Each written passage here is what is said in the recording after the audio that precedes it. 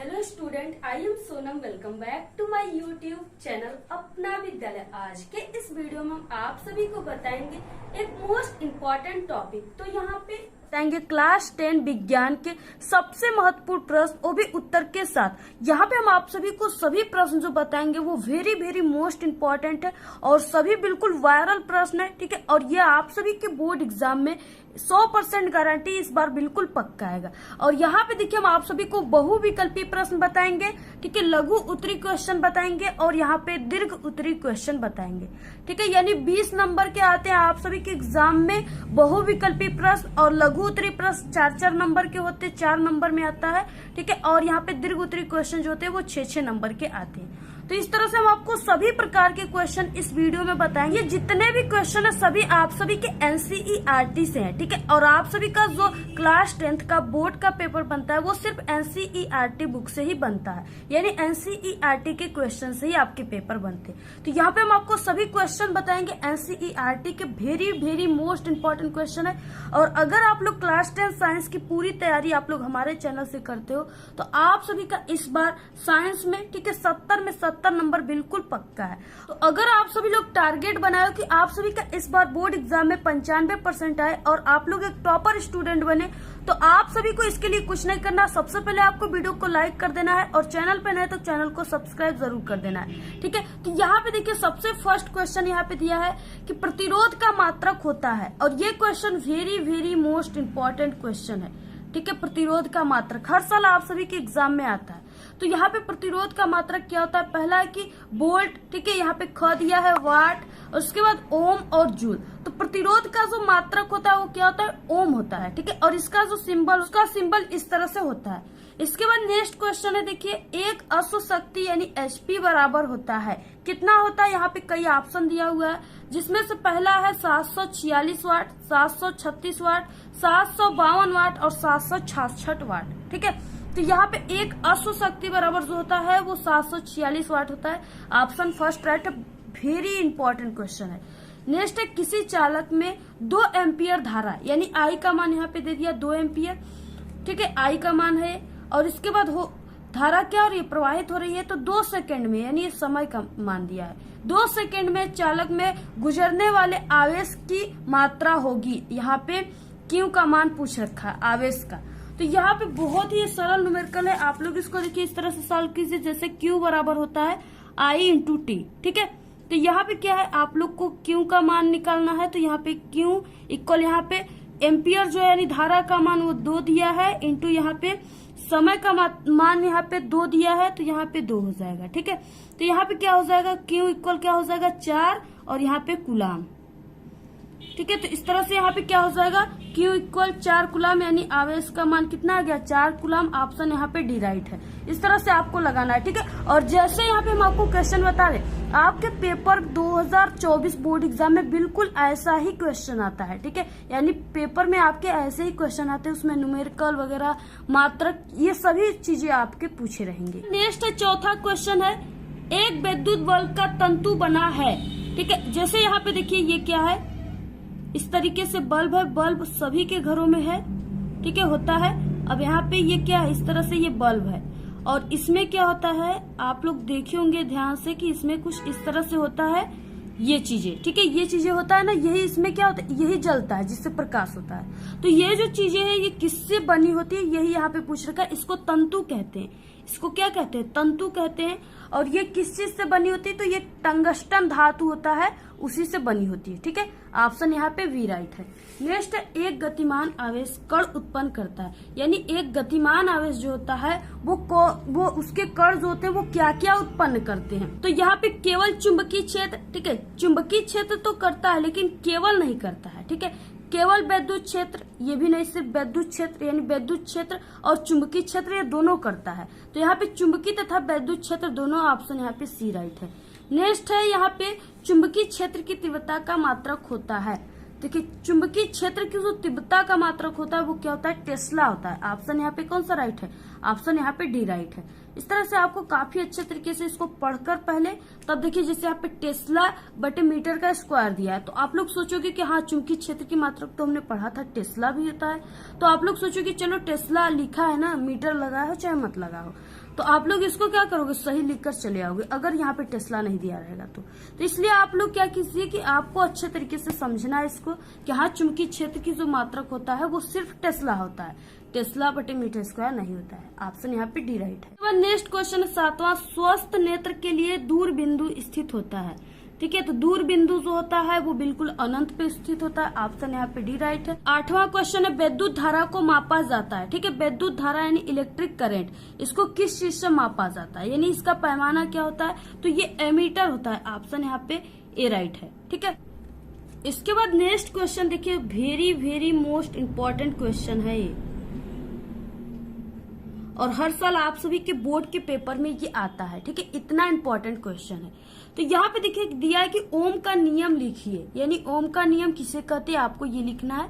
तो इस तरीके से देखिए यहाँ पे उत्तर क्या हो जाएगा, ओम के नियमानुसार यदि किसी चालक की भौतिक अवस्थाएं जैसे ताप, ठीक है, दाब, चालक, लंबाई क्या हो, नियत रहे यानी स्थित रहे, उसमें कोई परिवर्तन न हो। ठीक है, यानी स्थित रहे, नियत रहे, तो चालक में बहने वाली धारा जैसे आई, चालक के सिरों के बीच विभवांतर V, ठीक है, के अनुक्रमानुपाती होते हैं, यानी यहाँ पे क्या हो जाएगा, V प्रोपोर्शनल टू I। ठीक है, यानी क्या है, विभवांतर के अनुक्रमानुपाती है। अब देखिए इस प्रोपोर्शनल को जब हम यहाँ से हटाएंगे, ठीक है, तो यहाँ पे हमें कुछ नियतांक लेना पड़ेगा। तो यहाँ पे क्या हो जाएगा, V, ठीक है, इक्वल यहाँ पे R इंटू I, यानी हमने इस प्रोपोर्शनल को जब हटाया तो यहाँ पे हमने R जो है ये एक नियतांक लिया, जो कि क्या है, विद्युत प्रतिरोध है, ये नियतांक है। अब यहाँ पे देखिए क्या हो जाएगा, यानी ये I जो है ये इधर चला आएगा, तो यहाँ पे क्या हो जाएगा, V बटे के I इक्वल यहाँ पे R। आप लोग इसको इस तरह से भी लिख सकते हो, R इक्वल V बटे के I। ठीक है, यानी यहाँ पे क्या हो गया, जो R है वो क्या है, विद्युत प्रतिरोध है।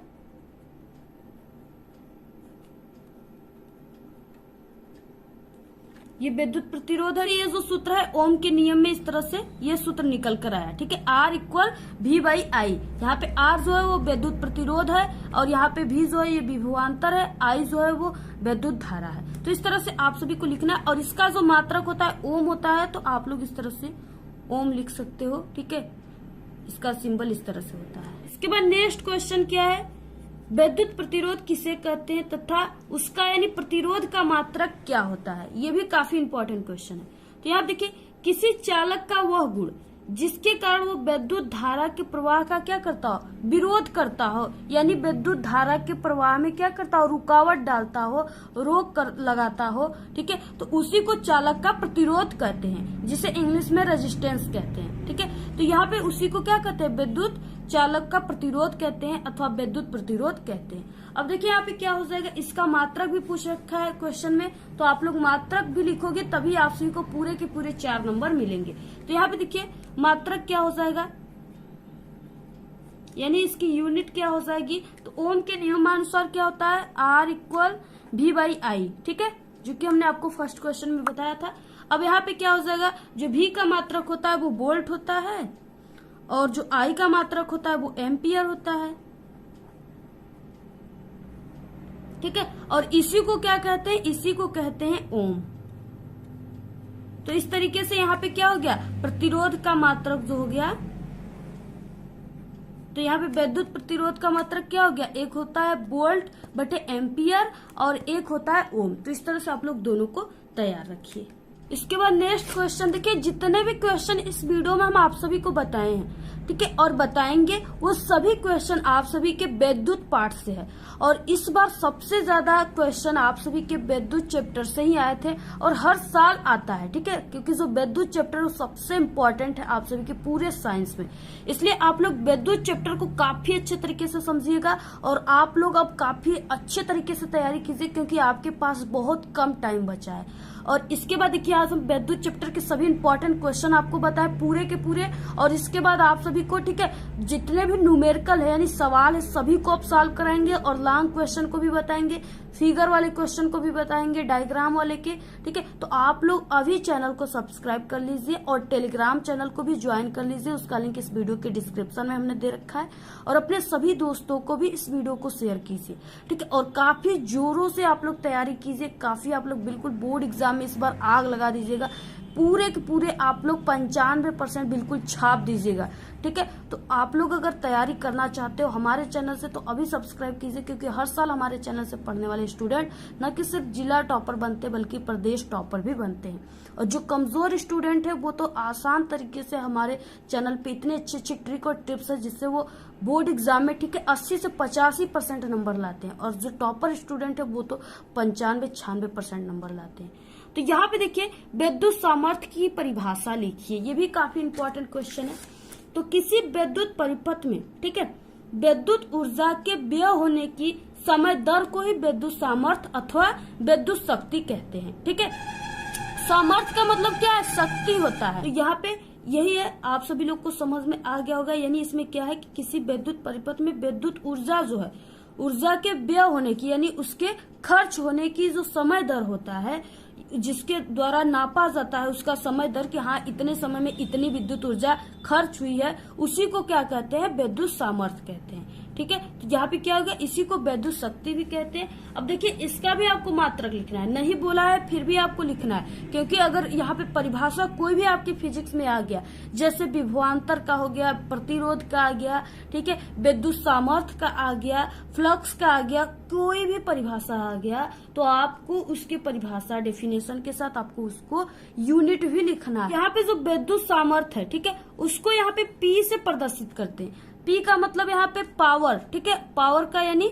शक्ति, शक्ति को पावर कहते हैं। तो यहाँ पे विद्युत सामर्थ्य को पी से शो करते हैं। और विद्युत सामर्थ्य इक्वल क्या हो जाएगा?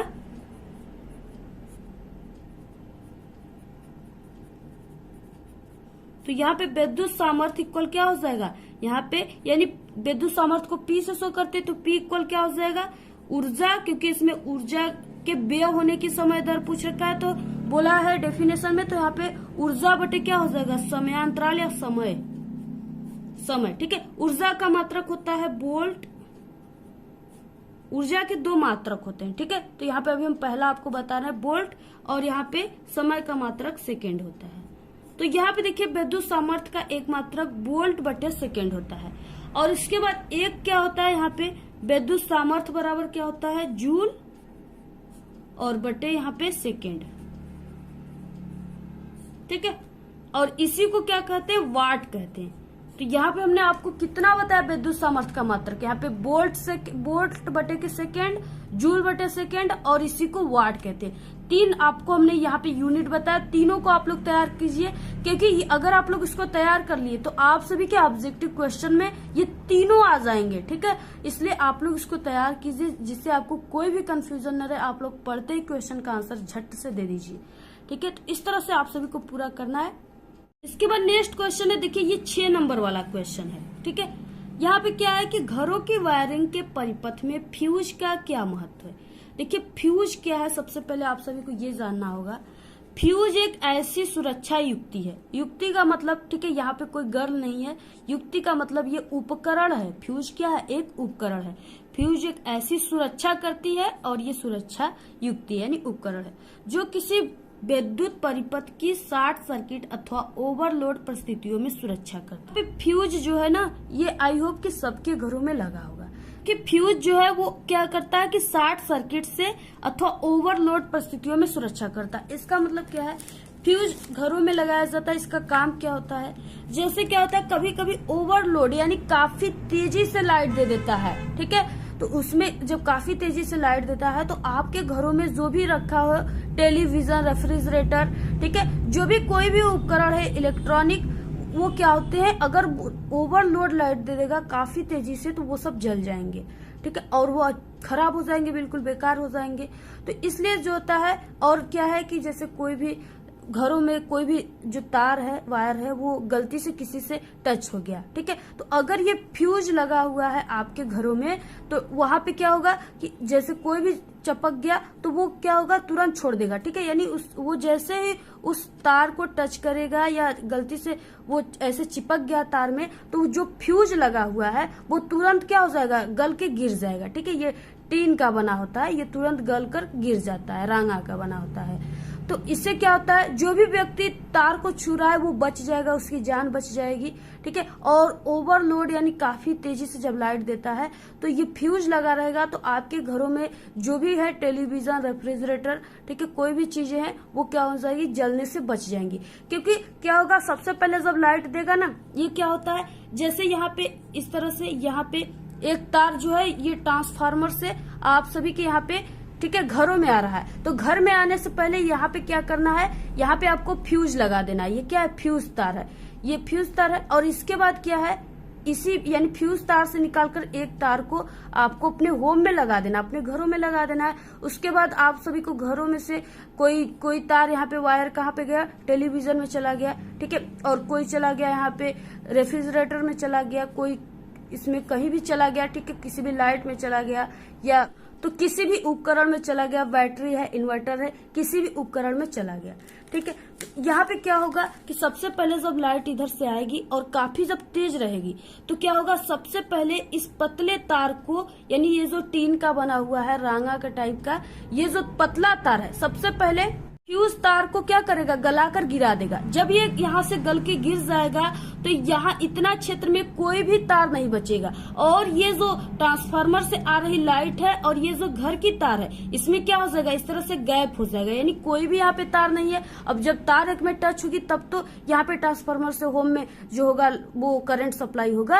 अगर यहाँ पे तार ही नहीं है क्योंकि फ्यूज जो है गल के गिर गया है, तो उसी जगह से वो क्या हो जाएगा, यहाँ से करंट रुक जाएगा, यहाँ तक होम में नहीं जा पाएगा। तो इसलिए क्या हो जाएगा, जो आपके घरों में रखा हुआ कोई भी उपकरण है वो जलने से बच जाएगा, ठीक है। तो ये होता है फ्यूज तार का कार्य, यही है फ्यूज तार का महत्व। तो देखिए, फ्यूज एक ऐसी सुरक्षा युक्ति है जो किसी विद्युत परिपथ की शॉर्ट सर्किट अथवा ओवरलोड परिस्थितियों में सुरक्षा करती है। किसी केबल अथवा तार में उसकी वहन क्षमता से अधिक विद्युत धारा, यानी उसकी वहन क्षमता यानी काफी अधिक जब विद्युत धारा देने लगता है, प्रवाहित होने पर वो तार गर्म हो जाता है और उसका अचालक आवरण, यानी अचालक आवरण जो उसके ऊपर अचालक आवरण लगा होता है, वो पिघल कर क्या होता है, जलने लगता है, जिससे घरों में आग लग जाती है। ऐसी स्थितियों में फ्यूज सुरक्षा प्रदान करता है और स्वयं पिघल कर टूट जाता है, और परिपथ जो होता है, परिपथ में विद्युत धारा का प्रवाह समाप्त हो जाता है। अर्थात फ्यूज युक्ति में प्रयोग किया गया तार निम्न गलनांक वाली धातु का तार है, जो निर्धारित माप से क्या होता है, अधिक विद्युत धारा प्रवाहित होने पर स्वयं पिघलकर क्या होता है, टूट जाता है। यानी देखिए, जो तार होते हैं हम लोग के घरों में लगे रहते हैं, वो क्या होते हैं कि वो नहीं टूटते हैं, लेकिन जो ये फ्यूज होता है, ये क्या होता है, ये काफी, इसका गलनांक जो होता है वो काफी क्या होता है, निम्न होता है, यानी कम होता है, इसलिए क्या होता है, गल जाता है, गलकर टूट जाता है। निर्धारित मान से अधिक विद्युत धारा प्रवाहित होने पर स्वयं पिघल कर टूट जाता है और केबल्स को अचानक पिघलने में आग लगने से बचा लेता है, ठीक है। कई बार क्या होता है, शॉर्ट सर्किट से दुकानों में, घरों में आग लग जाते हैं, जिससे काफी ज्यादा सामानों का क्या होता है, काफी ज्यादा सामान जल जाते हैं, जिससे क्या होता है, काफी ज्यादा नुकसानों का सामना करना पड़ता है। तो अगर आप लोग फ्यूज इस तरह से लगाए हो अपने घरों में, ठीक है, या कोई भी शॉप वगैरह उसमें लगा हुआ है, तो आपके जो भी, यानी अगर कभी अधिक लाइट आ जाएंगे तो जो फ्यूज है वो गलकर गिर जाएगा, तो आपके जितने भी घरों में रखे उपकरण है वो जलने से बच जाएंगे। तो इस तरह से ये क्या हो गया, लॉन्ग क्वेश्चन हो गया। आप लोग इसी तरीके से इसको तैयार कर लीजिए, और जैसे हमने आप सभी को बताया है बिल्कुल अपने शब्दों में बना करके, ठीक है, वैसे ही आप सभी को लिखना है। अगर आप लोग इस तरह से लिखोगे तो आपको पूरे के पूरे 6 नंबर टीचर देंगे खुश होकर। तो आपको इसी तरीके से तैयार कर लेना है। और नेक्स्ट आप सभी को किस सब्जेक्ट पे क्वेश्चन चाहिए वायरल, ठीक है, इम्पोर्टेंट, आप लोग जरूर कमेंट करके बताइए। और अगर आपको इसका पीडीएफ चाहिए तो आप लोग हमारे टेलीग्राम चैनल को ज्वाइन कीजिए, उसका लिंक इस वीडियो के डिस्क्रिप्शन में हमने दे रखा है। इस वीडियो को आप लोग ज्यादा से ज्यादा अपने सभी दोस्तों में शेयर कीजिए, ठीक है, और लाइक करना बिल्कुल मत भूलिए। हमने आप सभी लोगों के लिए इतना मेहनत से ये सभी वीडियो हम बनाते हैं। आज के इस वीडियो में सिर्फ इतना ही। आपको ये वीडियो कैसा लगा? अगर वीडियो पसंद आए तो एक बड़ा सा लाइक कर दे। चैनल पे नए तो सब्सक्राइब करके बेल आइकन को जरूर प्रेस कर दे। Thanks all the very best. Bye bye.